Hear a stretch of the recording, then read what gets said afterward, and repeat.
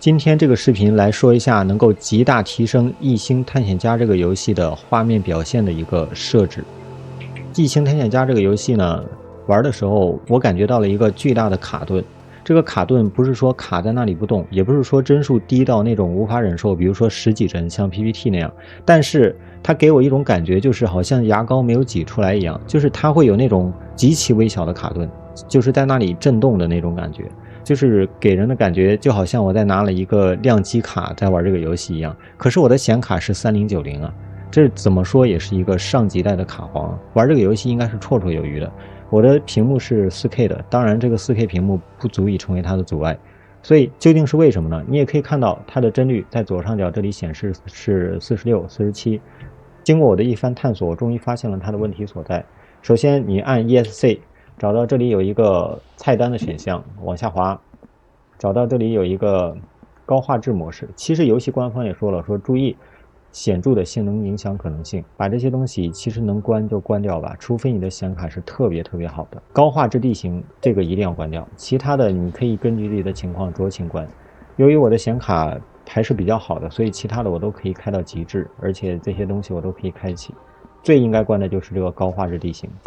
然后你看一下我这个场景没有动，现在它的帧率已经到了将近60帧，我现在感觉特别流畅，完全没有卡顿的情况。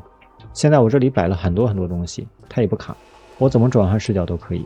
因为我现在录制的视频是 4K 60帧，我不知道你能不能看清楚这两边的差别，我不知道这个采样率能不能把这个游戏的这个表现给体现出来。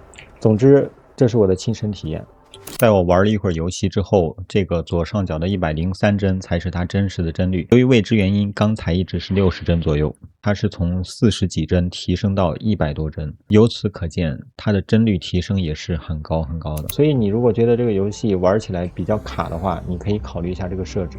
当然，如果你的卡是亮机卡，那就当我没说。其实这个原因，我想假设一下。就是40来帧的游戏也绝对不至于卡成这样，因为我以前玩赛博朋克2077也就40来帧，就是在开了光追的情况下。这里是后期的01，我觉得这个问题大概率是因为我把游戏装在了机械硬盘里，机械硬盘的满格读写速度也就是100兆币每秒，这个速度对于实时加载高画质地形是不太够的。所以这个是最大可能导致它卡顿的这种原因，所以我把高画质地形关了，才会有这么高的提升。这和我的显卡性能没有关系。同样的思路，玩其他的游戏也可以看一下，游戏里有没有那种非常高的那种什么材质包啊，什么东西，那些可以关一下。我觉得那些是导致你游戏变得卡顿、变得表现不佳的首当其冲的原因。先关的东西就应该是它们。我把这个设置关了之后，玩这个游戏真的太顺畅了。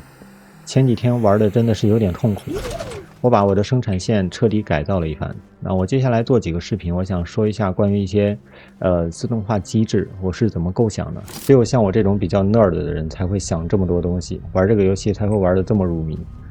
我已经构建了很多自动化生产线，有点搞笑。为了建自动化生产线，我都在我的本子上写了关于这个自动化生产线的流程。